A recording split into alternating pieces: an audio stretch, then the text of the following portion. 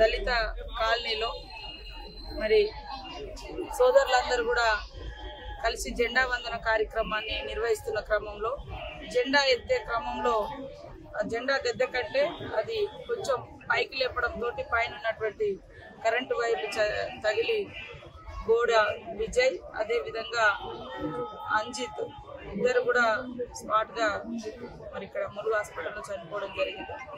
చక్రి సోదరుడు స్వల్ప గాయాలతో క్షేమంగా ఉన్నాడు. ఈరోజు చాలా ములుగులో జరిగినటువంటి సంఘటన చాలా బాధాకరమైనటువంటి సంఘటన.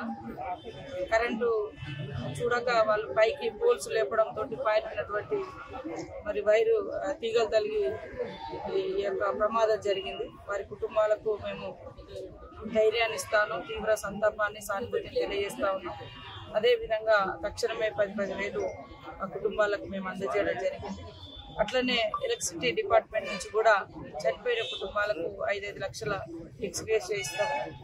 అదే కాకుండా గాయపడ్డ సోదరులకు కూడా వచ్చేటువంటి సూపరింటెండెంట్ గారు ఇచ్చే రిపోర్టును బట్టి ఎలక్ట్రిసిటీ డిపార్ట్మెంట్ నుంచి కూడా వాళ్ళ మరి మిగతా కోలుకోవడం కోసం కావాల్సిన ఖర్చులు కానీ ఇంజూరీకి సంబంధించిన కానీ అందజేయడం జరుగుతుంది.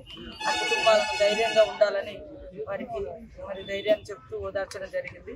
అదేవిధంగా ఎక్కడైనా కూడా మనం ఎందుకంటే పైన ఉన్నటువంటి ఎక్కడ ఏం జరుగుతుందో తెలియనటువంటి పరిస్థితులు కాబట్టి ప్రజలు యువకులు కొంత ఈ కరెంటు పోల్స్ ఉన్న కాడ తీగలున్న కాడ ఇండ్లల్లో ఇట్లాంటి చాలా జరుగుతున్నాయి.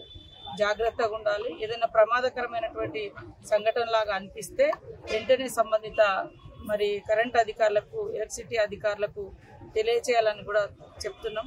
ఇక్కడైతే అది రొటీన్గా ఉండే పోలు, కాకపోతే ఉన్న గద్దె కంటే దానికి కొంచెం వీళ్ళు పైకి లేపడంతో చూసుకోక అది పట్టుకున్నటువంటి ముగ్గురికి కూడా ఈ ప్రమాదం జరిగింది. దాంట్లో ఒకరు సేఫ్గా ఉన్నారు, ఇద్దరు చనిపోవడం చాలా బాధ అనిపిస్తుంది. కలిసి వేసిన సంఘటన.